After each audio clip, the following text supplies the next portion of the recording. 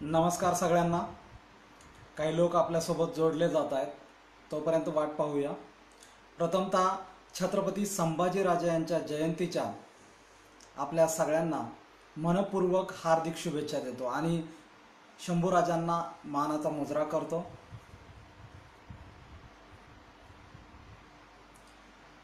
Voice of मुंबईच्या सर्व प्रेक्षकांचं मनपूर्वक स्वागत. तसेच आमचे मित्र माननीय रवी सर यांनी हा जो प्लॅटफॉर्म उपलब्ध केला आहे, रवी चव्हाण सर, त्याबद्दल त्यांचे आभार. आज छत्रपती संभाजी महाराज यांची जयंती लॉकडाऊनच्या या काळामध्ये सर्व शंभूप्रेमी आपल्या घराघरात मनामनामध्ये उत्साहात साजरी करतायत. खरं तर लॉकडाऊनच्या या काळामध्ये अनेक जयंती महापुरुषांच्या महामातांच्या जयंत्या लॉकडाऊनच्या काळामध्ये घराघरामध्ये साजऱ्या झाल्या. ही खरं तर लॉकडाऊनने एक नवी संधी दिली लोकांना. अतुलजी नमस्कार. लॉकडाऊनने खरं तर ही एक लोकांना संधी दिली की तुम्ही तुमच्या घरामध्ये महापुरुषांच्या महामातांच्या जयंत्या साजऱ्या करा, त्या एक आनंदोत्सवाचा सणाप्रमाणे त्यांना स्वरूप द्या आणि घराघरामध्ये जयंती साजरी करा. आणि फक्त विचार हे समाजामध्येच गेल्यानंतर मांडण्यापेक्षा, समाजामध्येच बोलण्यापेक्षा तुमच्या घरामध्ये सुद्धा तुम्ही या महापुरुषांच्या महामातांच्या जयंतीचा जयघोष करून आपल्या घरातलं वातावरण आणि घरातले लहान थोर जे आहेत त्यांना या वातावरणामध्ये त्यांचे विचार कळू द्या आणि त्यांच्यापर्यंत त्यांच्याशी या विचारांवरती बोला.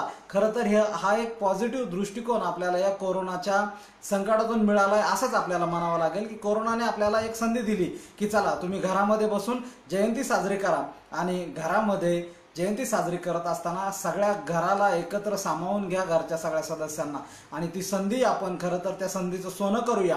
आणि आज छत्रपती संभाजीराजांच्या जयंतीच्या दिनी खऱ्या अर्थानं छत्रपती संभाजीराजे म्हणजे त्यागाचं, शौर्याचं, पराक्रमाचं प्रतीक म्हणजे छत्रपती संभाजीराजे असं म्हणावं लागेल. आज जवळपास 350 वर्षांनंतर या महाराष्ट्राला गारूड घालणारं जे व्यक्तिमत्व आहे, या तरुणाईला ऊर्जा देणारं जे व्यक्तिमत्व आहे, या तरुणाईला चेतवणारं, त्यांच्या ध्येयाच्या दृष्टीनं त्यांना वाटचाल करायला लावणारं जे व्यक्तिमत्व आहे ते व्यक्तिमत्व म्हणजे छत्रपती संभाजी महाराज असं म्हणावं लागेल. कारण या व्यक्तिमत्वानं तरुणाईला जे गारूड घातलंय ते तरुणाईला गारूड घातलंय असं म्हणताना मला का असं सांगावं वाटतं की ते छत्रपती संभाजीराजांचं नाव आहे. कारण छत्रपती संभाजीराजांचं नाव घेतल्यानंतर त्याग, बलिदान या सगळ्या गोष्टी इतक्या प्रकर्षानं जाणवतात की इतिहासामध्ये अशी बोटावर मोजण्यासारखी माणसं आहेत की ज्यांनी इतका मोठा त्याग आपल्या आयुष्यामध्ये भोगलाय. ते त्याग म्हणजे, त्या त्यागाचं दुसरं नाव म्हणजे छत्रपती संभाजीराजे. मित्रांनो, आपण बोलतोय आज छत्रपतींच्या जयंतीच्या निमित्तानं, पण मला तुम्हाला खऱ्या अर्थानं त्यांच्या जन्मापासूनची कथा सांगताना किंवा ते विचार मांडताना तुमच्याशी हे बोलत असताना मला असं सांगावं वाटतं की राज्यकारभार, सत्ता, स्वातंत्र्य या सगळ्या युद्धामध्ये, या सगळ्या काळामध्ये तर संभाजीराजे पुढे आपल्याला त्याग करताना दिसतातच, परंतु त्यांच्या बालपणाचा जेव्हा आपण विचार करतो तेव्हा सईबाईंच्या पोटी जन्माला आलेल्या ह्या रत्नाला सईबाई अगदी अल्पकाळात सोडून गेल्या आणि लहानपणीच या बाल संभाजीराजांना आईविना पोरकं व्हावं लागलं. आणि आईविना पोरक्या झालेल्या या बाल संभाजीराजांना शिवबाराजांनी जपलं, जिजाऊंनी जपलं. आणि ह्या सगळ्या गोष्टीमधून काय जाणवतं तर अगदी आपल्या लहानपणापासूनच आईच्या मायेला पोरके झालेल्या संभाजीराजांनी ह्या सगळ्या गोष्टी भोगल्यात मित्रांनो. की आपली आई विना जगणारं हे बाळ आजीच्या प्रेमाने वाढलेलं, आजीच्या संस्काराने वाढलेलं, आपल्या आबासाहेबांच्या म्हणजे शिवबाराजांच्या संस्काराने वाढलेलं हे. आणि धाराऊ ह्या कापूरहोळच्या, पुण्याजवळच्या कापूरहोळ हे गाव आहे, तिथल्या धाराऊ या कुणबी स्त्रीच्या दुधावरती वाढलेले संभाजीराजे. मित्रांनो, दुधासाठी सुद्धा परक्या आईवरती अवलंबून बालपणापासून राहावं लागलेलं संभाजीराजांचं हा त्याग आपल्याला आठवावा लागेल. म्हणून त्यागाचं प्रतीक म्हणजे संभाजीराजे असं का म्हणावं लागतं तर अगदी बालपणापासून, अगदी आईचं दूध सुद्धा योग्य पद्धतीनं न मिळालेले संभाजीराजे त्यांनी आपल्या आयुष्यामध्ये असे पराक्रम केले, आपल्या आयुष्यामध्ये अशी तत्व घालून दिली, आपल्या आयुष्यामध्ये असे काही कर्तृत्व दाखवून दिलं की इतरांना त्यांचा आदर्श घ्यावा लागेल। आज 350 वर्षानंतर सुद्धा त्यागाचं प्रतीक म्हणून, पराक्रमाचं प्रतीक म्हणून, वैचारिकतेचं प्रतीक म्हणून, लेखनाचं प्रतीक म्हणून, इतिहासकाराचं प्रतीक म्हणून, 4-4 कादंबऱ्या, 4-4 ग्रंथ लिहिणारं प्रतीक म्हणून संभाजीराजांकडे बघावं लागतं। अगदी लहान वयामध्ये आईच्या प्रेमाला पोरक्या झालेल्या संभाजीराजांना जिजाऊ जेव्हा संस्कार करत असतील तेव्हा कधीतरी संभाजीराजांच्या मनात येत असेल ना की माझी आई कुठे, हा प्रश्न त्यांनी कधीतरी विचारला असेल। परंतु आपल्याला ही गोष्टही समजून घ्यावी लागेल की ज्या जिजाऊंनी एक छत्रपती घडवले ते पहिले छत्रपती म्हणजे शिवबाराजे आणि दुसरे छत्रपती घडवले ते म्हणजे संभाजीराजे। ह्या जिजाऊ मातेने संभाजीराजांना कधी आईच्या प्रेमाची उणीव जाणवू दिली नाही। परंतु त्याचबरोबर आपण जो मी आताच बोललो की आईच्या दुधालाही पोरकं झालेल्या ह्या पोराने आपल्या आयुष्यामध्ये तो त्याग कधीच आपल्या जनतेला दिसू दिला नाही की मी या त्यागातून जगलोय। ते आपल्या जनतेची आई होण्याचा त्यांनी प्रयत्न केला। ज्याप्रमाणे आबासाहेबांनी म्हणजे शिवाजीराजांनी या स्वराज्यातल्या जनतेची आई होण्याचा प्रयत्न केला, अगदी तसाच प्रयत्न संभाजीराजांनी देखील केला। मित्रांनो, संभाजीराजांचा हा त्याग आपल्याला लक्षात घ्यावा लागेल। हा त्याग लक्षात घेत असताना अवघ्या 9 वर्षाचे संभाजीराजे होते। आज आपण बघतोय आपण घरामध्ये आहोत, क्वारंटाईन आहोत, एक प्रकारे आपला सगळाच आजचा सगळा एकूणच समाज हा भारतातला, ह्या जगातला मानव समाज जो आहे तो क्वारंटाईन आहे, घरामध्ये स्वतःच्या, त्याला बाहेर पडायचं नाहीये। कारण बाहेर कोरोना नावाचं महाभयंकर संकट आलंय आणि प्रत्येकाला असहाय्य झालंय कोरोना हे संकट, आणि प्रत्येकाला भीती वाटते, प्रत्येकाला बाहेर पडावं वाटतंय, जावं वाटतंय, फिरावं वाटतंय, पण आणि हा रोग मात्र आलाय। मित्रांनो, मला तुम्हाला एक चर्चा करताना, हा इतिहासावरती बोलताना बाल शंभूराजांच्या आयुष्यातला एक प्रसंग सांगायचा आहे। मित्रांनो, आपल्या सगळ्यांना शिवचरित्र मी तर सांगतच असतो वेळोवेळी, जसं संधी मिळेल तसं, आणि शिवचरित्रातला सगळ्यात महत्त्वाचा प्रसंग माहिती आहे आपल्याला की आग्रा भेट। आग्रा भेट हा शिवचरित्रातला असा प्रसंग आहे मित्रांनो की त्या प्रसंगाने शिवाजी राजांच्या कर्तृत्वाला तर नवी झळाळी दिलीच, एक राजा म्हणून त्यांना उभं तर केलंच, त्यांच्या आयुष्यातले असे पैलू जगाला दाखवून दिले की औरंगजेबाच्या हातावरती मिठाई ठेवून निघून आलेला राजा म्हणजे शिवबाराजा। हे आम्हाला कळलं, इतिहासाला कळलं, जगाला कळलं। पण त्याच्या पुढे आम्ही एक गोष्ट समजून घेतली पाहिजे की शिवाजी राजे जेव्हा आग्र्याच्या भेटीला गेलेत तेव्हा जाताना सोबत अवघ्या 9 वर्षाच्या संभाजीराजांना सोबत घेऊन गेलेत। 9 वर्षाचे संभाजीराजे घेऊन जाण्याचा मुद्दा काय असेल, उद्देश काय असेल? मित्रांनो, आपल्याला इतिहासातल्या सगळ्या गोष्टी माहिती आहेत की शिवाजीराजे स्वतः मनसबदारी स्वीकारणार नव्हते, आपल्या चिरंजीवाला म्हणजे संभाजीराजांच्या खांद्यावरती ती द्यायची होती किंवा उद्या वेळ आली तर।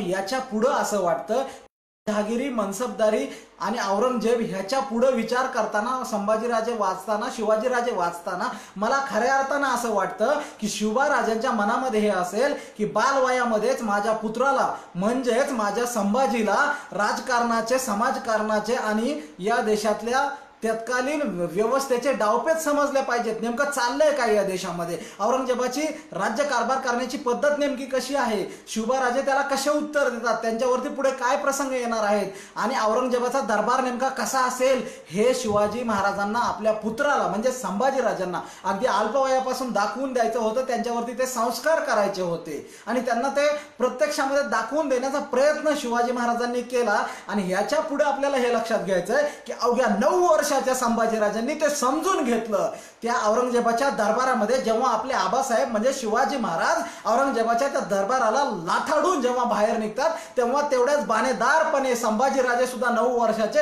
आपल्या पित्याच्या मार्गे बाहेर निघतात। हा संस्कार आहे मित्रांनो राज्यकारभाराचा, हा संस्कार आहे मुत्सद्दीपणाचा, हा संस्कार आहे तुमच्या पराक्रमाचा, तुमच्यावरती पराक्रमाचे संस्कार हे बालवयातच झाले संभाजीराजे, हे आम्हाला याच कृतीतून दिसून येतं। खऱ्या अर्थानं संभाजीराजांनी अवघ्या 9 वर्षाच्या संभाजीराजांना इतका मोठा प्रवास करत दिल्लीला घेऊन गेले शिवाजीराजे आणि त्यांना दाखवलं दरबार काय असतो, तिथले रीतिरिवाज काय असतात आणि तिथं कसं वागायचं, आणि जर आपला अपमान होत असेल तर त्याला अपमानाचा बदला कसा घ्यायचा आणि ठोकर मारून उठायचं कसं, आणि आपला स्वाभिमान कसा दाखवायचा, हे आपल्या पित्याच्या कृतीतून अवघ्या 9 वर्षात संभाजीराजांनी प्रत्यक्ष बघितलं। हा इतिहासामधला एकमेव असा प्रसंग आहे की इथल्या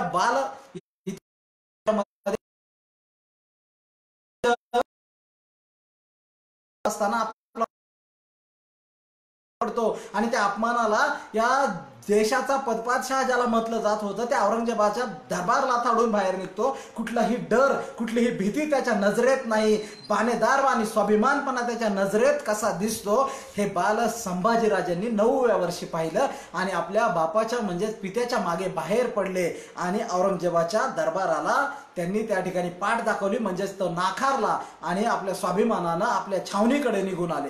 मित्रांनो, हा अपमान झाला होता. हा अपमान संभाजीराजांनी अनुभवला आपल्या आबासाहेबांच्या सोबत आणि तो अनुभवलेला अपमान आयुष्यभर त्यांनी डोक्यात ठेवून योग्य प्रकारची उत्तरं वेळोवेळी या औरंगजेबाला दिली. हा पुढचा इतिहास आहे मित्रांनो. परंतु हा इतिहास 9व्या वर्षी अनुभवणाऱ्या संभाजीराजांनी त्याच काळामध्ये हा पुढचा काळ सुद्धा अनुभवला की संभाजीराजांनी बघितलं की आपल्या पित्याला कैद केलंय आणि ते संपवण्याचे प्रयत्न सुद्धा औरंगजेब करतोय.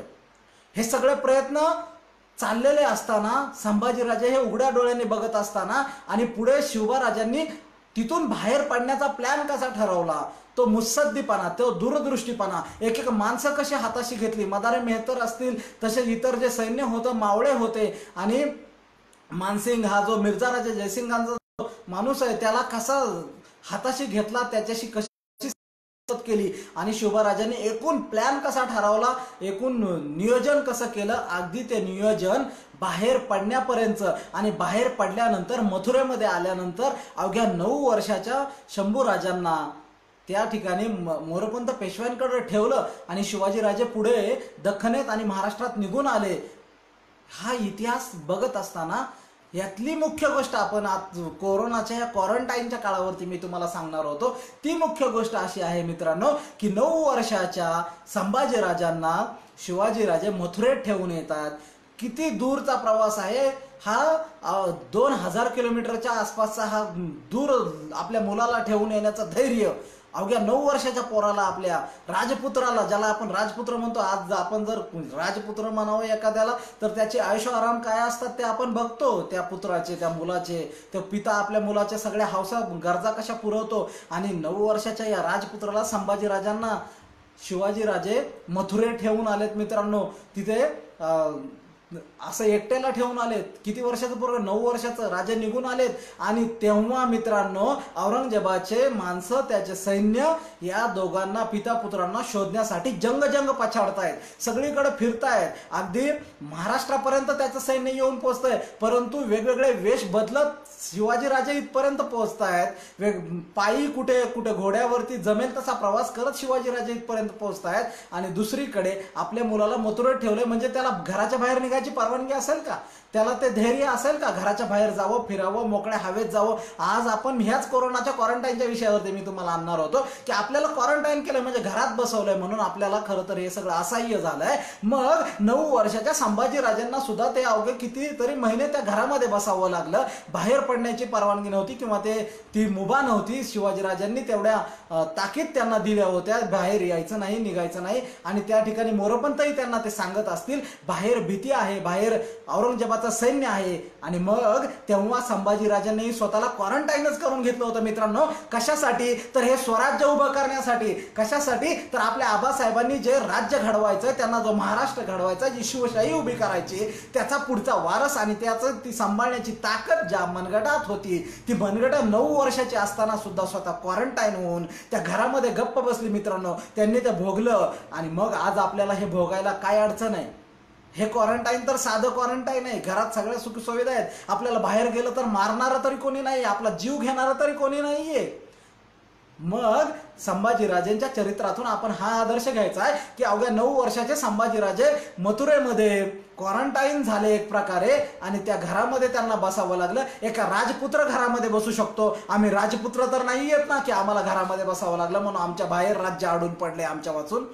म्हणून आम्हाला हे पॉझिटिव्ह घ्यावं लागेल. हा पॉझिटिव्ह अँगल आम्हाला संभाजीराजांच्या चरित्रातून घ्यावा लागेल की संभाजीराजे जर हे महाराष्ट्र वाचवण्यासाठी, महाराष्ट्राची शिवशाही वाचवण्यासाठी क्वारंटाईन होऊ शकतात तर आम्ही आमचा प्राण वाचवण्यासाठी का क्वारंटाईन नाही व्हावं? आणि आम्ही आमचा देश खरं तर स्वतः क्वारंटाईन होऊन एक बलशाली देश घडवू शकतो. कारण आज जर तुम्ही स्वतःला घरामध्ये थांबवत असाल, आता हे सगळ्या पुढच्या गोष्टी, गरजा मात्र वेगळ्या आहेत, त्याच्यावरती बोलण्याचा हा विषय नाहीये. परंतु आम्ही आता घरामध्ये बसलो, सुरक्षित राहिलो, बाहेर जरी गेलो तरी सुरक्षित फिरलो तर या कोरोनाचा सामना करू शकतो। एक प्रकारे शंभूराजांनी जसं स्वतःला 9व्या वर्षी क्वारंटाईन केलं होतं मित्रांनो, तसंच आज आपण स्वतःला या कोरोनाच्या विरोधामध्ये क्वारंटाईन करून आपल्या सहकाऱ्यांना हा संदेश देऊन एक नवी लढाई जिंकण्यासाठी आपण त्यांना सज्ज करूया। ती लढाई आज आपल्याला कोरोना विरुद्ध जिंकायची आहे। महाराजांनी, छत्रपती शिवरायांनी आणि छत्रपती संभाजीरायांनी, अगदी 9 वर्षाच्या संभाजीराजांनी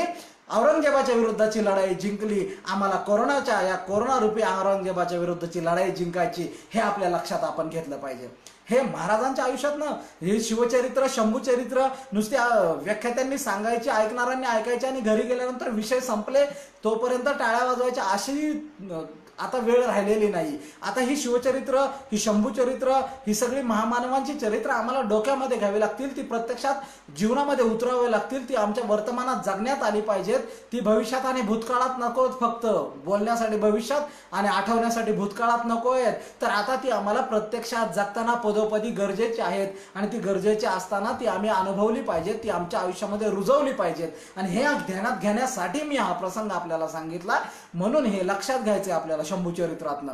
जर शंभूराजांवरही अशी वेळ कधीतरी आली होती, ती भले तर रोगाची नसेल परंतु ती राज्य वाचवण्यासाठीची होती, ती शत्रूने आणलेली होती, तर मग आज आमच्यावरतीही एका महामारीने, रोगाने ही वेळ आणली, तर ती वेळ आम्हाला निभावून न्यावी लागेल, त्याचा सामना करावा लागेल आणि तो सामना आम्ही सगळेजण करत आहोत आणि करत राहू। आणि हा युद्ध, हे कोरोनाचं युद्ध आम्ही नक्कीच जिंकणार आहोत, हा भारत नक्कीच जिंकेल आणि आपण सगळेजण जिंकू, कारण आमच्या डोक्यात शिवशंभू चरित्र आहे, त्यांचा विचार आहे आणि त्यांची प्रेरणा आहे, त्यातून हे युद्ध जिंकलं जाईल, हे मला या ठिकाणी तुम्हाला सांगावं वाटतं। तसंच याच्याच बरोबर बोलताना मला सांगावं वाटतं की आज मग घरात बसून काय करायचं, हा प्रश्न आम्हाला पडलेला असतो की मग आम्ही घरात बसून काय करायचं। जसं काय घरात बसून आम्ही काय करायचं असं आम्ही बोलत असतो, आम्ही रस्त्यावरती उतरून जसं काय सरकारच्या विरोधामध्ये मोठी याच्या आधी आंदोलनच केलेत। हे कोणासाठी बोलतो मी? काही लोक म्हणतात की आम्ही रस्त्यावरती का जात नाही। अरे जेव्हा जेव्हा रस्त्यावर जायची वेळ आली, जेव्हा जेव्हा रस्त्यावरती जाणं गरजेचं होतं, तेव्हा तुम्ही रस्त्यावरती गेले नाहीत आणि आज घरात बसून तुम्ही म्हणताय की रस्त्यावरती कधी जायचं। अरे जेव्हा जेव्हा या देशामध्ये अशा वेळा आल्यात, छत्रपतींनी रस्त्यावरती जाऊन रस्त्यावरची युद्ध जिंकली, डोंगर कपारीतली युद्ध जिंकली आणि हा महाराष्ट्र घडवला, शंभूराजांनी आपला जीव पणाला लावला, हा महाराष्ट्र घडवला। आम्हाला जेव्हा कधी रस्त्यावर जाण्याची वेळ आली, म्हणजे लढण्याची वेळ, रस्त्यावर जाणं म्हणजे काय, तर आम्हाला त्याचा नवा अर्थ घ्यावा लागेल मित्रांनो, की लढणं। आम्ही रस्त्यावर उतरण्याची वेळ आता आली, असा एक म्हण आहे, एक वाक्यप्रचार आहे। आमची माणसं म्हणतात रस्त्यावर जाताच येत नाही आम्हाला। अरे जेव्हा आयुष्यात रस्त्यावर जाण्याची वेळ येईल तेव्हा रस्त्यावर जाण्यासाठी मनामध्ये तयारी ठेव, जेव्हा रस्त्यावर जाण्याची वेळ येईल तेव्हा मनामधला शिवछत्रपतींचा विचार जागृत ठेव, जेव्हा रस्त्यावर जाण्याची वेळ येईल तेव्हा हातात आता तलवार नाही पण तुझ्या हातामध्ये आता विचार असू दे, तुझ्या हातामध्ये लेखणी असू दे। कारण मला तुम्हाला पुढचं उदाहरण हे सांगायचं, पुढचं चरित्र यातलं हे महत्वाचं गोष्ट सांगायचे की 14व्या वर्षी, अवघ्या 14व्या वर्षी छत्रपती संभाजीराजांनी या बालराजपुत्राने ग्रंथ लिहिला, बुधभूषण। काय बुधभूषण हा ग्रंथ लिहिला अवघ्या 14व्या वर्षी। हे 14व्या वर्षी राजपुत्रांनी लिहावं असं काम आहे का? आता जर राजपुत्राला, एखाद्या गुंटमंत्र्याच्या पोराला जर 14व्या वर्षी शाळेत जा म्हणलं तर ते शाळेचा अभ्यास करत नाही घरी येऊन, कारण त्याला वाटतं बापाची जहागिरी माझ्या वया चालली, मी कुठं अभ्यास करू। हे वास्तवातलं बोलतोय मी तुम्हाला, उदाहरण नाही, वास्तवातलं दिलं पाहिजे। कसं गुंटामंत्र्याच्या पोराला वाटतं, 14 वर्षाच्या पोराला वाटतं शाळेचा अभ्यास नकोय, कशाला लिहू तो व्याकरणाचा निबंध आणि काय करू। माझ्या शंभूराजांनी वयाच्या 14व्या वर्षी ग्रंथ लिहिले, ग्रंथ, संस्कृत पंडित ग्रंथ लिहिले, संस्कृत भाषेच्या प्रमाण भाषेमध्ये। काय या गोष्टी आहेत का? नाही, हा आमचा जिवंत इतिहास आहे, हा इथल्या राजपुत्राचा इतिहास आहे, हा शापित राजपुत्राचा इतिहास आहे, मला असं म्हणावं वाटतं। हे म्हणताना वाईट वाटतं मला परंतु मला हे सांगावं वाटतं, कारण पुढे मी बोलणार आहे की शापित राजपुत्र का म्हणावं। पण 14व्या वर्षी बुधभूषण नावाचा ग्रंथ छत्रपती संभाजीराजांनी लिहिला आणि त्याचबरोबर 7 शतक, नखशिका आणि नायिका भेद यासारखे ग्रंथ छत्रपती संभाजीराजांनी लिहिले। हे एका राजपुत्रांनी लिहिलेले ग्रंथ होते। मित्रांनो, हे का सांगावं वाटतंय आम्हाला, म्हणजे घरामध्ये थोडं आमच्या काय असलं तर आम्हाला शिकणं गरजेचं वाटत नाही, लिहिणं गरजेचं वाटत नाही, वाचणं गरजेचं वाटत नाही, परंतु राजपुत्राने ग्रंथ लिहिले का ही गरज त्यांना वाटली, कारण त्यांना तेव्हा माहीत होतं लोकशाहीच्या आधी शिक्षणाच्या म्हणजे आता शिक्षणाचं आपण बघतोय की सक्तीचं शिक्षण आलं, त्या काळामध्ये 16व्या-17व्या शतकामध्ये संभाजीराजांनी ग्रंथ लिहावे ही एक बहुजन चळवळीतली, बहुजनांच्या इतिहासातली दखल घेण्यासारखी आणि बहुजनाच्या एकूण इतिहासाला कलाटणी देणारी गोष्ट आहे. कारण हा काळ मनुस्मृतीचा काळ आहे, हा काळ सनातन्यांचा काळ आहे. त्या सनातन्यांच्या काळाला ठोकर देत एका राजपुत्रानं पेन हातामध्ये घ्यावा आणि संस्कृत पंडित म्हणून ग्रंथ लिहावेत, हा खूप मोठा ऐतिहासिक संदर्भ आहे. हा वयाच्या 14व्या वर्षी ग्रंथ लिहिणारा राजपुत्र हा आमच्यासाठी प्रेरणादायी असला पाहिजे. हा आमच्या मुलांना आम्ही सांगितलं पाहिजे की अरे तू ज्या छत्रपती शिवाजी महाराजांचं नाव घेऊन दाढी मिशा वाढवतो आणि त्यांच्या जयंतीला नाचायला जातो, तू ज्या संभाजीराजांचं नाव घेऊन जय जयकार करतो, त्यांचे डीपी ठेवतो, त्यांचे स्टेटस ठेवतो, त्यांचे चित्र असणारे टी शर्ट घालतो, त्यांची चंद्रकोर कपाळावरती कोरतो, त्या संभाजीराजांनी राजपुत्र असूनही वयाच्या 14व्या वर्षी ग्रंथ लिहिला. ही प्रेरणा त्यांना कुठून मिळाली? अरे मुलांना तुम्ही हे सांगा की वयाच्या 14व्या वर्षी तुम्ही निदान निबंध तरी लिहा, घरामध्ये बसले असताल तर तुम्ही निदान वेगवेगळ्या विषयावरती लिहिण्याचा प्रयत्न तरी करा, तुमच्या शाळेतल्या निबंधाच्या पुस्तकातला निबंध तरी लिहा. हे आम्हाला आमच्या पोरांना सांगावं लागेल. मग आम्ही आमच्या पोरांना सांगणार असू तर आम्ही काहीतरी घेतलंय शिवशंभूचरित्रातनं, असं आम्हाला या ठिकाणी म्हणावं वाटतं. याच्या पुढे बोलताना मला तुम्हाला एक प्रकर्षानं सांगायचं आहे की राज्याभिषेक, शिवाजी महाराजांचा राज्याभिषेक ज्या वेळेस झाला तेव्हा राज्याभिषेकासाठी, शिवाजी महाराजांच्या राज्याभिषेकासाठी काही इंग्रज अधिकारी सुद्धा उपस्थित होते. हे तुम्ही आम्ही फोटोमध्ये बघतो आणि हे पुस्तकांमध्ये सुद्धा आहे. हे वाचलं तर हे लक्षात येईल की हे पुस्तकामध्ये सुद्धा आहे. तर त्या राज्याभिषेकाला जे 2 इंग्रज अधिकारी होते ते छत्रपतींशी असणाऱ्या वैचारिक मैत्रीतून होते, राजकीय किंवा त्यांच्या एकूण सत्ता संघर्षाच्या मैत्रीतून होते. आणि ते 2 अधिकारी जे होते त्यातला हेनरी नावाचा जो अधिकारी होता त्याने तुमचा राज्याभिषेक होतोय म्हणून शिवरायांना गिफ्ट, म्हणजे आजच्या काळात आपण जे बोलतो गिफ्ट आणले होते, भेट वस्तू आणल्या होत्या आणि त्या तेवढ्याच उंची होत्या, दर्जेदार होत्या. त्या भेटवस्तू त्याने शिवरायांना आणल्या होत्या आणि त्याचबरोबर राजपुत्र म्हणून संभाजीराजांना सुद्धा आणल्या होत्या. आता बघा हा खूप विलक्षण प्रसंग आहे. हा म्हणजे एक आपण आज कौटुंबिक वातावरणात आपण बघतो की घराच्या वास्तुशांतीला आपण फ्रेम घेऊन जातो एखादं, परंतु त्या इंग्रज अधिकाऱ्याने छत्रपतींसाठी एक हिरेजडित अंगठी भेट आणली होती आणि तशाच प्रकारची हिरेजडित, वेगवेगळ्या 5 हिरेजडित उच्च दर्जाच्या हिरेजडित एक अंगठी राजपुत्र संभाजीराजांसाठी सुद्धा आणली होती. मग या दोघांनाही या भेट दिल्या आणि त्यानंतर एक बैठक किंवा बोलणं चालणं जे आपण म्हणतो तशा प्रकारचं काही 2 देशातल्या संबंधांवरती किंवा काही देवाणघेवाणवरती त्यांना राजांबरोबर चर्चा करायची होती, छत्रपती शिवरायांबरोबर त्यांना चर्चा करायची होती. परंतु राजे या सगळ्या मोठ्या गडबडीत होते. हा राज्याभिषेकाची खूप मोठी गडबड होती. खूप आलेले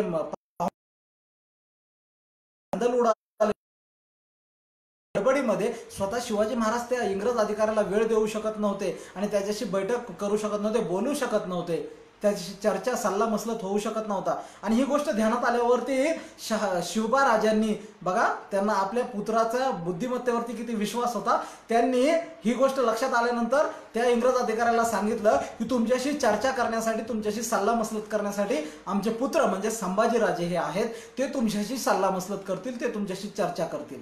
किती मोठी गोष्ट आहे बघा. मग त्या इंग्रज अधिकाऱ्याने संभाजीराजांसोबत बसून चर्चा केली अनेक गोष्टींवरती, पुढे होणाऱ्या धोरणांविषयी, आता राजांचा राज्याभिषेक झाल्यानंतर पुढे काय होईल, राज्यकारभाराविषयी, देवाणघेवाणीविषयी आणि व्यापार धोरणाविषयी चर्चा केली. आणि ती चर्चा झाल्यानंतर, ती भेट दिल्यानंतर एकमेकांचे दोघांनी आभार मानले आणि ते आभार मानून ती बैठक संपली असेल मित्रांनो. परंतु हे जे इंग्रज अधिकारी होते यांना एक चांगली सवय होती मित्रांनो. काय सवय होती यांना एक चांगली, की हे यांच्या दैनंदिनी असायच्या, यांच्या डायरी असायच्या आणि ते दररोज दैनंदिनी लिहायचे. तशीच या हेनरी या इंग्रज अधिकाऱ्याने जी डायरी आहे त्याची लिहिलेली दैनंदिनी आहे, तर राज्याभिषेकाच्या दिवसाची त्याची जी डायरी आहे त्या दिवसाच्या डायरीमध्ये नोंद आहे मित्रांनो की शिवाजी राजांचा राज्याभिषेकाला मी होतो, परंतु त्यांच्या गडबडीमुळे त्यांच्याशी मला चर्चा करता आली नाही, परंतु मी राजपुत्र संभाजीराजे याच्यासोबत चर्चा केली. आणि विशेष म्हणजे मला दुसऱ्यांशी चर्चा करताना जो दुभाषी वापरावा लागतो तसा दुभाषी या राजपुत्राबरोबर, महाराष्ट्रातल्या मराठी भाषिक राजपुत्राबरोबर चर्चा करताना मला वापरावा लागला नाही. जरी मी इंग्रज अधिकारी असलो, बघा तो इंग्रज आहे आणि संभाजीराजे ह्या महाराष्ट्रात वाढलेल्या या महाराष्ट्राच्या मातीचा हा छावा, या महाराष्ट्रातल्या मातीच्या छाव्याबरोबर चर्चा करताना मला दुभाषिक वापरावा लागला नाही याची नोंद त्याच्या डायरीमध्ये त्याने केली आणि याचा मला विशेष आनंद वाटतो. त्यामुळं आमच्या दोघांमधलं संभाषण हे खूप मैत्रीपूर्ण झालं, दुभाषक नसल्यामुळे, तिसरा माणूस मध्ये बोलायला नसल्यामुळे. का मैत्रीपूर्ण झालं तर मी जेवढा अस्खलितपणे इंग्रजी बोलतो अगदी तशाच प्रकारचं इंग्रजी समोरून संभाजीराजे बोलले. ह्याची नोंद त्या इंग्रज अधिकाऱ्याच्या डायरीत आहे. मित्रांनो, किती मोठी अभिमानाची गोष्ट आहे. आज आम्ही इंग्लिश मिडियमच्या शाळेमध्ये गेलो, शिकलो, आमची पोरं, तरी आम्हाला इंग्रजांच्या दर्जाचं इंग्रजी बोलता येईल का आणि आमचं इंग्रजी ब्रिटिशांना समजेल का हा मोठा प्रश्न आहे. आणि राज्याभिषेकाच्या दिवशी भेट द्यायला आलेला इंग्रज अधिकारी लिहितो की मी जसा इंग्रजी अस्खलितपणे बोललो अगदी तशाच प्रकारचं इंग्रजी संभाजीराजे हा म्हणजे शिवाचा पुत्र, शिवाजी राजांचा पुत्र बोलला. त्यामुळं आमच्या दोघातलं संभाषण हे खूप मैत्रीपूर्ण झालं आणि आम्हाला दुभाषिकाची गरज पडली नाही. मित्रांनो, संभाजीराजांच्या विद्वत्तेचं, संभाजीराजांच्या हुशारीचं उदाहरण द्यायला यापेक्षा महत्वाचं उदाहरण असूच शकतं कुठलं. ते किती हुशार होते, ते किती शिक्षित होते, त्यांचा किती अभ्यास होता आणि ते किती भाषा पंडित होते. 16 भाषांहून अधिक भाषा शिकणारा हा राजपुत्र. मित्रांनो, का गरज पडली त्यांना? कारण त्यांना माहित होतं की या देशामध्ये पोर्तुगीज आहेत, या देशामध्ये फ्रेंचवरून आलेली ही लोक आहेत, या देशात डच आहेत, या देशामध्ये अशी वेगवेगळ्या प्रकारची वेगवेगळ्या देशातनं येणारी माणसं व्यापारासाठी येत आहेत. तसेच त्यांचे या ठिकाणचे राजकीय संबंध आहेत, सत्ता संबंध आहेत आणि त्यांच्याशी आपल्याला त्यांच्या भाषेमध्ये बोलावं लागेल. हे जाणलेला राजपुत्र म्हणजे संभाजीराजे.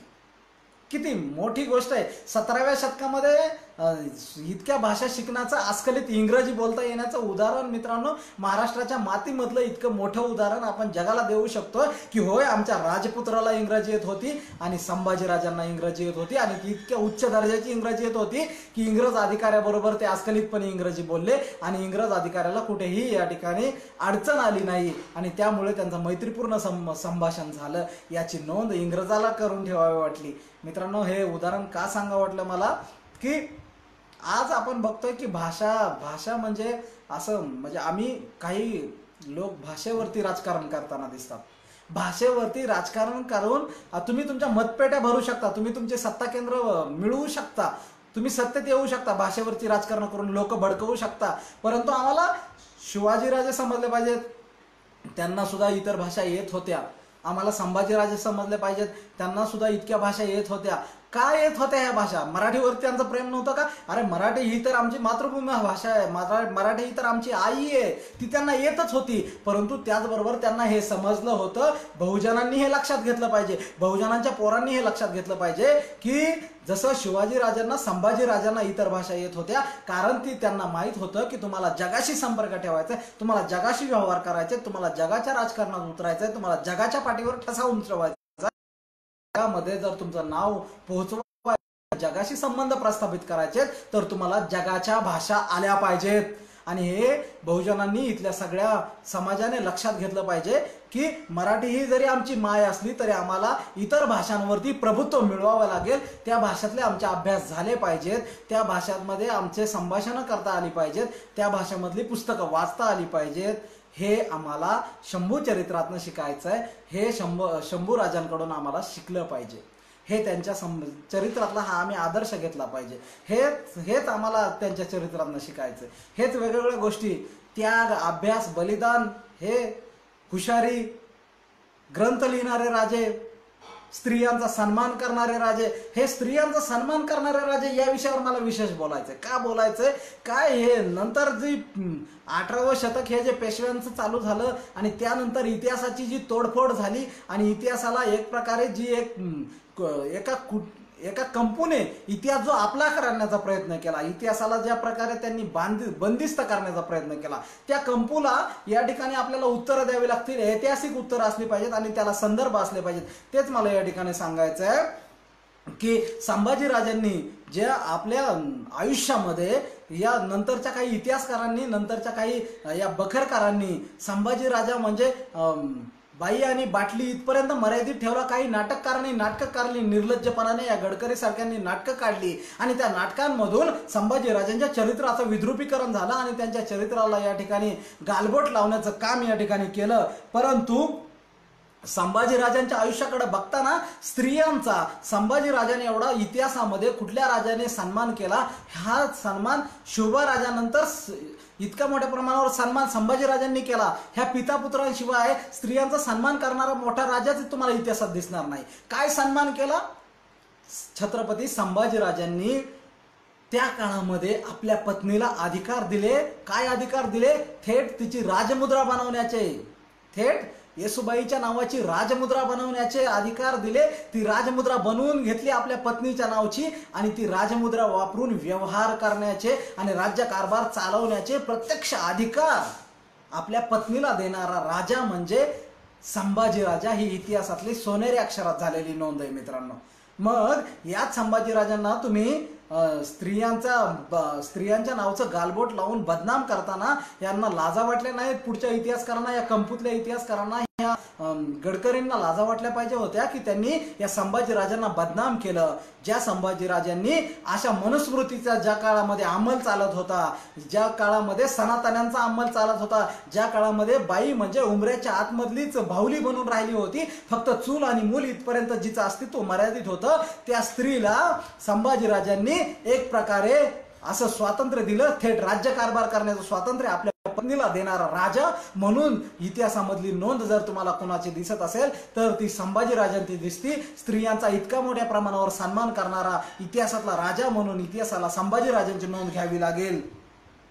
सखी राज्ञी जयती ही राजमुद्रा त्यांनी आपल्या पत्नीला करून दिली. सखी राज्ञी जयती ही राजमुद्रा त्यांनी आपल्या पत्नीला करून दिली. असा हा थोर राजा. आणि त्या राजमुद्रेच्या अखत्यारीत्यात अनेक व्यवहार झाले, अनेक लढाया झाल्या.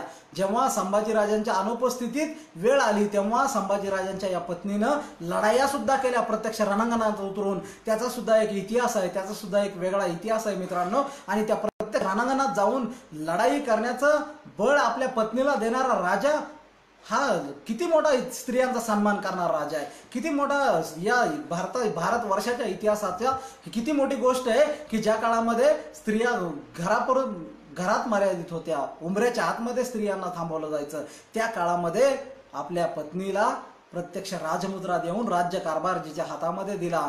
असा थोर राजा म्हणून आपल्याला संभाजीराजांची नोंद घ्यावी लागेल.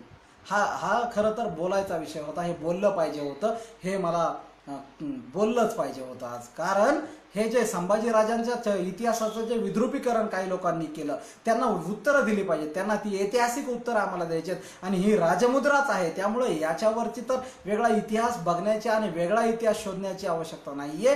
ही राजमुद्रा स्वतःच्या पत्नीच्या नावाची करून देणारा राजा म्हणून आम्हाला त्यांच्याकडे पाहावं लागेल. म्हणून आम्हाला या सगळ्या गोष्टी बघत असताना छत्रपती संभाजीराजे हे असे राजे होते की ज्यांनी आपल्या आयुष्यामध्ये इतक्या लढाया केल्या आणि त्या जिंकल्या. ही नोंद सुद्धा इतिहासाला घ्यावी लागली. हे संभाजीराजांनी आयुष्यामध्ये त्यांना जे कमी आयुष्य भेटलं, अल्प आयुष्य भेटलं, त्यांनी ज्या प्रकारे औरंगजेबाला झुंजवलं या महाराष्ट्रामध्ये, शिवाजी राजांच्या नंतर औरंगजेबाला गरज पडली या महाराष्ट्रात यायची आणि त्याला झुंजवलं. त्या औरंगजेबाला महाराष्ट्रात झुंजवणारा राजा म्हणून कुणाची नोंद होते?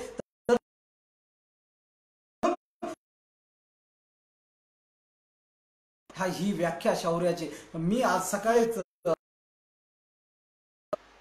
शौर्याची व्याख्या लिहायला सांगितली आणि मी छत्रपती संभाजीराजे लिहून आलो. या सगळ्यांच्या व्याख्या संभाजीराजांच्या नावाच्या भोवती फिरताना दिसतात. फोंडा हा जो किल्ला आहे, फोंड्याच्या किल्ल्यावरती पोर्तुगीजांनी हल्ला केला. गोव्याचे पोर्तुगीज यांना फोंडा जिंकायचा होता आणि फोंड्याच्या किल्ल्यावरती पोर्तुगीजांनी हल्ला केला. आणि फोंडा जिंकण्यासाठी संभाजीराजांनी त्या ठिकाणी आपला सरदार म्हणून कोंडाजी फर्जद आणि इतरांची जी नेमणूक केली होती, त्या ठिकाणच्या त्या इतिहासातल्या या गोष्टीकडे बघताना पोर्तुगीजांनी त्या ठिकाणी त्या किल्ल्यावरती चढाई केली आणि पोर्तुगीजांनी इतक्या मोठ्या प्रमाणावरती त्या किल्ल्यावरती तोफगोळांचा मारा केला की किल्ला पडायला लागला, किल्ल्याचे बुरुज ढासळायला लागले आणि किल्ल्यावरती हल्ला केल्यानंतर किल्ला पडायला लागल्यानंतर पोर्तुगीजांचं सैन्य आतमध्ये शिरायला लागलं आणि ही लढाई चालली होती 8 दिवस सलग चालली आणि 9व्या दिवशी काय झालं, स्वतः संभाजीराजे 850 मावळ्यांची फौज घेऊन त्या फोंड्याच्या किल्ल्यावरती धडक द्यायला गेले आणि पोर्तुगीजांना याचा अंदाजच नव्हता की जरी आपण आतमधल्या मावळ्यांशी लढत असलो तरी बाहेरून संभाजीराजे आपल्यावर चालून येणार हे त्यांना माहीतच नव्हतं आणि स्वतः संभाजीराजे स्वतः जातीने हजर राहून त्या ठिकाणी संभाजीराजे मावळ्यांना घेऊन अवघे 850 मावळ्यांना घेऊन त्या पोर्तुगीजांवर चालून गेली आणि पोर्तुगीजांना जेव्हा ही गोष्ट लक्षात आली की पाठीमागून संभाजीराजे आपल्यावर चालून आलेत तेव्हा संभाजीराजे प्रत्यक्ष त्या किल्ल्यावरती पोहोचले होते आणि त्यांनी पोर्तुगीजांवरती चढाई चालू केली। आता आतमधून असणारे थोडेसे मावळे मध्ये अडकले पोर्तुगीज आणि बाहेर पुन्हा स्वतः जातीने संभाजीराजे लढतायत। पोर्तुगीजांना लढणं अवघड झालं आणि शेवटी त्यांनी तलवार ठेवली, त्यांच्या तोफा बंद पडल्या आणि शरणागती पत्करून त्या पोर्तुगीजांच्या व्हाईसरॉयला शेवटी महाराजांकडे माफीनामा द्यावा लागला आणि शरणागती पत्करावी लागली आणि त्याला तिथून पळ काढावा लागला। पोर्तुगीजांना पळ काढायला लावणारे आणि त्यांना मैदानात हरवणारे राजे म्हणून इतिहासात संभाजीराजांची नोंद आहे मित्रांनो, हे देखील आपल्याला लक्षात घ्यावं लागेल। आणि शेवटच्या भागाकडे येताना मला संभाजीराजांवर असणारा काही जे इतरांनी लावलेले जे त्यांना अशी भूषण आहेत की जे त्यांना लिमिटेड करतात आणि त्यांना धार्मिक करतात ती पुसायची आहेत। कारण संभाजीराजांचं युद्ध हे इथल्या जनतेसाठी होतं। संभाजीराजांची लढाई ही स्वराज्य वाचवण्यासाठी होती। आपल्या पित्याने आपल्या हातामध्ये दिलेलं हे जे स्वराज्य होतं ते स्वराज्य त्यांना वाढवायचं होतं, ते स्वराज्य त्यांना जपायचं होतं आणि ते पुढे घेऊन चालवायचं होतं। परंतु त्यांच्या आयुष्यामधला खरं तर तो कलंकित वाईट काळ आला आणि संभाजीराजांना काही लोकांनी आपल्याच लोकांनी फितूर होऊन त्यांना कैद केली गेली आणि संभाजीराजांना कैद केल्यानंतर औरंगजेब महाराष्ट्रात आला होता। इथे आपल्या सगळ्यांना हा इतिहास तर माहितीच आहे आणि औरंगजेबाने कैद केल्यानंतर कैदखान्यामध्ये औरंगजेबाने संभाजीराजांना ठेवलं, परंतु कैद केल्यापासून ते त्यांच्या अंतापर्यंत त्यांना जो देहांत त्यांचा एक प्रकारे जो झाला तिथपर्यंत हा सगळा प्रकार साकी मुस्तैद खान याने बघितला। हा त्या औरंगजेबाच्या दरबारातला चित्रकार होता आणि त्याने हे सगळं बघून त्याच्या नोंदी ठेवल्या आणि त्याच्या ह्या नोंदी ठेवलेल्या असताना त्याने नोंदीमध्ये एक गोष्ट प्रकर्षाने लिहिली आहे की त्याच्या नोंदीमध्ये कुठेच संभाजीराजांना धर्मांतर कर म्हणून औरंगजेबाने प्रस्ताव दिला अशी कुठेच नोंद नाहीये। हे समकालीन आणि प्रत्यक्ष पाहणारे साक्षीदार आहेत, त्यामुळे त्यांच्या बखरीमध्ये, त्यांच्या ग्रंथांमध्ये, त्यांच्या ताम्रपटामध्ये किंवा त्यांनी ज्या नोंदी ठेवल्यात, त्यांनी ज्या चित्रमय किंवा लेखी नोंदी ठेवल्यात त्याच्यात कुठेच संभाजीराजांना धर्म परिवर्तन कर असा आग्रह औरंगजेबाने धरला अशी कुठे नोंद नाही। त्यांचं युद्ध होतं, ते शत्रुत्व होतं, ते सत्ता संघर्ष होता, तो राज्य संघर्ष होता, त्यांना राज्य संपवायचं होतं। स्वराज्य संपवणं हा तर औरंगजेबाचा एक प्रकारे डावच होता, कारण ते राज्य संघर्ष, सत्ता संघर्ष हा तर त्यावेळेचा सगळा चाललेला अट्टहासच होता। एकमेकांची सत्ता बळकावणं, ती युद्धाच्या माध्यमातून असेल किंवा वेगवेगळ्या माध्यमातून असेल, हे सगळं चाललेलंच होतं, तो शत्रूच होता। परंतु त्याने धर्मांतर कर असा आग्रह संभाजीराजांना धरला आणि त्याच्या पुढे जाऊन आपल्याला इतिहासामध्ये पुढच्या काही इतिहासकारांनी असा नवा इतिहास लिहून ठेवला की संभाजीराजे त्या औरंगजेबाला म्हणले की मी धर्मांतर करतो, कधी करतो, तुझी मुलगी मला दे आणि तुझ्या मुलीबरोबर माझा लग्न लावून दे आणि मग मी तुझा धर्म स्वीकारतो। हा एक प्रकारे संभाजीराजांचा केलेला अपमान आहे मित्रांनो। संभाजीराजे असे बैलवेडे किंवा असं स्त्रियांचा अपमान करणारे नव्हते। माझा संभाजीराजा कसा होता मी तुम्हाला याच्या अगोदरच सांगितलं। अरे स्वतःच्या पत्नीला राज्यकारभार करण्याचा प्रत्यक्ष राजमुद्रेचा अधिकार देणारा संभाजीराजा असा स्त्री मागणारा किंवा स्त्रियांबद्दल इतक्या खालच्या लेवलला जाऊन बोलणारे राजे नव्हते, याची नोंद इतिहासात आहे। ही चुकीची नोंद ज्यांनी केली त्यांना खरा आम्ही प्रश्न विचारणं आता गरजेचं आहे की तुम्ही हे अशा खोट्या नोंदी करून एक प्रकारे संभाजीराजांचा अपमान केला, त्यांना बदनाम केलं। ह्या नोंदी ह्याच्या पुढे मी तुम्हाला जी आधीची नोंद सांगितली ती साकी मुस्तैद खान, परंतु त्याच्या पुढे ईश्वरदास नागर नावाचा आणखीन एक चित्रकार औरंगजेबाच्या दरबारात होता। बघा, औरंगजेबाच्या दरबारात हिंदू चित्रकारही होते, हिंदू सैन्यही होतं। या सगळ्यांचं धर्म परिवर्तन झालेलं दिसतं का आपल्याला? नाही। ज्यांना स्वतः धर्म परिवर्तन करावं वाटलं त्यांनी धर्म परिवर्तन केले, परंतु मग या ईश्वरलाल गुजरचं धर्म परिवर्तन झालं होतं का? नाही. हा त्याच्या दरबारातला चित्रकार, कोणाच्या? औरंगजेबाच्या दरबारातला. आणि त्याने नोंद केली. काय नोंद केली? औरंगजेबाने आपला सरदार संभाजीराजांच्या कैदेमध्ये, त्यांच्या कैदखान्यात पाठवला. ते 2 अटी घेऊन, 2 गोष्टी मागण्यासाठी. काय काय मागितलं औरंगजेबाने? संभाजीराजांकडे 2 प्रश्न विचारले आणि त्याला या 2 माहिती पाहिजे होत्या. त्यांनी त्यातली पहिली गोष्ट औरंगजेबाने संभाजीराजांकडे विचारली. ती पहिली गोष्ट काय होती? संभाजीराजांना विचारली ती पहिली गोष्ट विचारली की तुमच्या तिजोऱ्या, तुमचा खजाना, तुमची संपत्ती, म्हणजेच शिवबाराजांनी जिंकलेली सुरतेच्या लुटेपासूनची सगळी संपत्ती तुम्ही कुठे ठेवली, त्याचं आम्हाला ठिकाणा द्या आणि ती संपत्ती आम्हाला द्या. हा पहिला प्रश्न विचारला होता. ती कुठे ठेवली ती संपत्ती? संभाजीराजे, साहजिकच आहे, संभाजीराजे अशा प्रश्नाचं उत्तर देऊन स्वराज्य संपवणारे नव्हते किंवा स्वराज्याला इतका मोठा धोका त्यांना कधीच दिला नसता आयुष्यामध्ये. कारण ते शिवबाराजांचे पुत्र होते. त्यांचं इमान स्वराज्याशी होतं. आणि त्याच्या पुढचा दुसरा प्रश्न औरंगजेबाच्या त्या सरदाराने विचारला. काय होता तो प्रश्न? की तुम्ही जे हे सगळं केलंय, तुम्ही इतकं आम्हाला जेरीस आणलंय, औरंगजेबाला जेरीस आणलंय, औरंगजेबाला इथे येऊन गुडघे टेकायला लावलेत, महाराष्ट्रात येऊन इतका तेवीत ठेवलाय औरंगजेबाला. नक्कीच तुम्हाला औरंगजेबाचे काही सरदार फितूर झाले असतील, ते तुमच्याशी हात मिळवले असतील. औरंगजेबाचे असे कोणते सरदार आहेत जे तुम्हाला मिळाले? त्यांची नावं विचारली. हा इतिहास आम्हाला लक्षात घ्यावा लागेल. दुसरा प्रश्न विचारला, औरंगजेबाचे असे कोणती सरदार, अशी कोणती माणसं आहेत जे तुम्हाला मिळालेले आहेत आणि तुम्हाला सगळी माहिती देत आहेत, त्यांची नावं सांगा. ही राजकीय, हा सत्ता संघर्ष आहे आणि ही सत्ता संघर्षातली ऐतिहासिक नोंद असणारी ही उदाहरणं आहेत. आणि हा ऐतिहासिक एवज आहे. हा ईश्वरलाल गुजर या औरंगजेबाच्या ईश्वरलाल नागर या औरंगजेबाच्या दरबारातल्या हिंदू चित्रकाराने केलेल्या नोंदी आहेत. ह्या मुस्लिम चित्रकाराने केलेल्या नाही, औरंगजेबाच्या दरबारातल्या हिंदू चित्रकाराने केलेल्या नोंदी आहेत. आणि हे 2 प्रश्नाची उत्तरं न मिळाल्यामुळे औरंगजेब चिडला आणि शेवटी संभाजीराजांचं हाल करून कशा प्रकारे या ठिकाणी तुळापूरला अंत झाला हे आपल्या सगळ्याला माहिती आहे. आता हा अंत कशा प्रकारे झाला याच्यावरही मला तुम्हाला थोडक्यात बोलायचं. आज मी विस्ताराने हे जेव्हा मी स्टेजवरती बोलतो, विचारपीठावरती बोलतो, तेव्हा एक वेगळा जोश असतो. तुमच्या समोर माझ्या समोर जे तुम्ही लोक असतात, तेव्हा तुमच्यामध्ये बोलताना, ऐकताना जो जोश असतो आणि तेव्हा सांगताना जो जोश येतो, तो लाईव्ह मध्ये आणखी तितक्या प्रकारात आला नाही. परंतु आता हे माध्यम आपण स्वीकारलंय म्हणून बोलायचंय आपल्याला याच्यावरती. परंतु त्या मर्यादा आहेत वैचारिक आणि बोलण्याच्या. म्हणून तुम्हाला थोडक्यात सांगायचंय की शेवटी मग संभाजीराजांचा जो हाल करून तुम्हाला इतिहासात अशा प्रकारे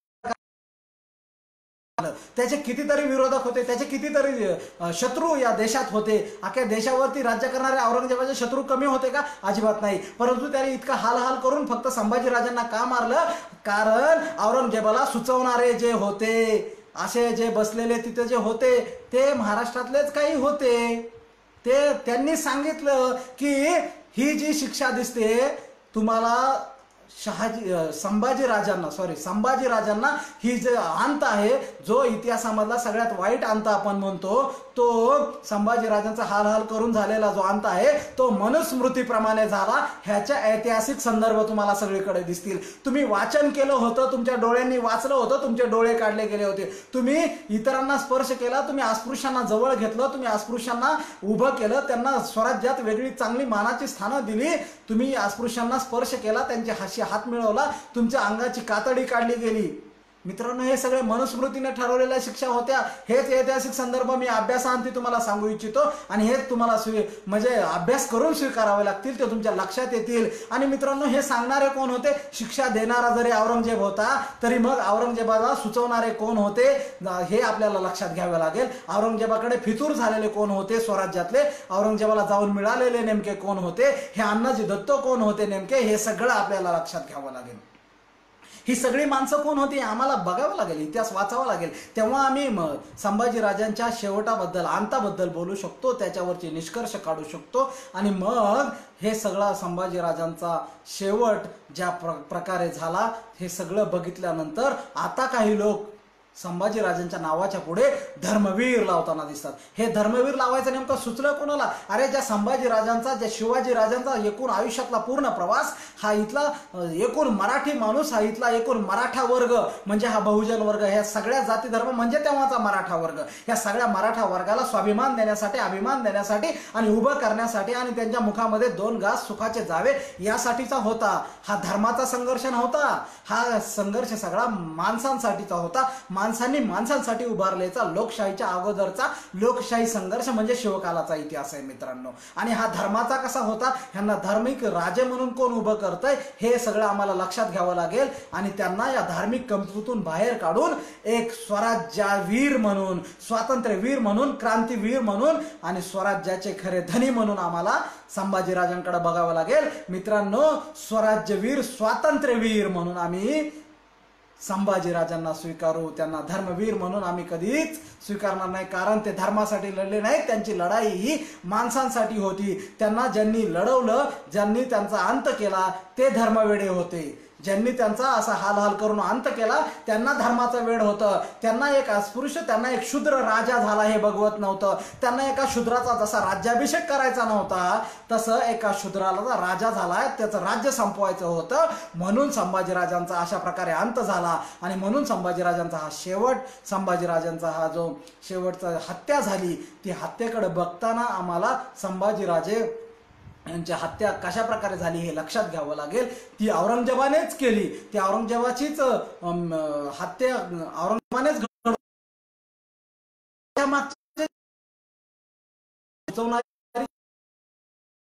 लागतील आणि शेवटी संभाजीराजे म्हणजे या स्वातंत्र्यासाठी, या महाराष्ट्राच्या स्वराज्यासाठी कामी आलेले, स्वराज्यासाठी आपल्या प्राणाची आहुती दिली, ज्यांनी तलवारीच्या पात्यावरती मरण पेलून धरलं ना, असा राजपुत्र म्हणून आम्हाला संभाजीराजांकडे बघावं लागेल। या त्यांच्या जयंतीच्या दिनी या राजपुत्राला ज्यांनी उभं आयुष्य या स्वराज्यासाठी खर्ची घातलं आणि आपलं उभं आयुष्य तलवारीच्या पात्यावरती मरण पेलून धरलं आणि इथल्या 5 पातशाह्यांना पालतं घातलं आणि इथल्या स्वकीयांचा सुद्धा योग्य बंदोबस्त केला आणि ज्यांनी त्यांना त्रास दिला त्यांना सुद्धा योग्य धडा शिकवला, अशा संभाजीराजांना खरं तर मानाचा मुजरा करून आज जयंती दिनी त्यांच्या या कार्याचा या ठिकाणी उद्घोष करण्याची संधी मिळाली आणि तुमच्याशी संवाद साधण्याची संधी मिळाली, त्याबद्दल आपल्या सगळ्यांचे खरं तर तुम्ही श्रोते आहात म्हणून बोलणाऱ्यांना या ठिकाणी अर्थ आहे। आणि इतिहास हा एकाकडून दुसऱ्याकडे योग्य पद्धतीने पोहोचवण्याचा प्रयत्न हा आजन्म चालू ठेवणारा हा जगदीश ओहोळ हा कार्यकर्ता आहे, म्हणून आपण नक्कीच पुन्हा पुन्हा अशा प्रकारे भेटत राहू। शिवशंभू चरित्राचा हा जागर आपण असाच करत राहणार आहोत, तो घरातून असेल, तो कुठूनही असेल, परंतु तो डोक्यातून डोक्यापर्यंतचा असला पाहिजे, तो विचारातून विचारांपर्यंतचा असला पाहिजे आणि तो जागर आपल्याला खऱ्या अर्थानं करायचा आहे। मी नेहमीच ऐसे बोलत गेलो, ऐकणारे भेटत गेले, मी ओकिले अंगार ऐसे, विजणारे पेटत गेले, विजणारे पेटत गेले, विजणारे पेटत गेले। धन्यवाद सर्वांचे। शेवटी काही लोकांनी कमेंट केल्यात, आपण त्यांच्याशी थोडंसं एक काही मिनिट मी बोलेल आणि मग आपली रजा घेतो। स्वप्नील सिरसाट, वाह क्या बात आहे, खरा इतिहास। धन्यवाद स्वप्नीलजी, खरा इतिहासच आपल्याला सांगायचा आणि बोलायचं त्यावरतीच। निलेशजी पाटील, खूप छान माहिती, थँक्यू, धन्यवाद, आपण बोलताय, छान माहिती। प्रज्ञाताई थँक्यू। ॲडव्होकेट आरती राव मॅडम, हां नमस्कार मॅडम, थँक्यू। तसेच आमचे मित्र निलेशजी पाखरे सरही बोलतायत, थँक्यू सर। अतुलजी राठोड, खरोखर आहे आपल्या म्हणणं, यस यस, आपल्याला घरातल्या लोकांना ही जयंती करायला लावायची, घरातल्यांशी बोलायचं, घरातल्यांना हे सांगायचे, आपण बाहेर तर हे सगळं सांगतच असतो। अतुलजी बोलतायत तसं फॅमिली सोबत ही जयंती झाली पाहिजे, फॅमिलीलाही आपण या जयंतीमध्ये सगळ्यांना सामावून घेतलं पाहिजे आणि तेच आपल्याला करायचंय। धन्यवाद, आपण सगळ्यांनी ऐकून घेतलं आणि हा शिवशंभू चरित्राचा हा जागर आपण असाच चालू ठेवणार आहोत। आपण सगळेच जण शिवरायांना, शंभूरायांना मनामध्ये आणि डोक्यामध्ये आणि विचारांमध्ये घेऊया आणि हा पुढची वाटचाल महाराष्ट्र, नवा महाराष्ट्र घडवण्याची वाटचाल करूया। धन्यवाद। जय जिजाऊ, जय शिवराय, जय शंभूराजे।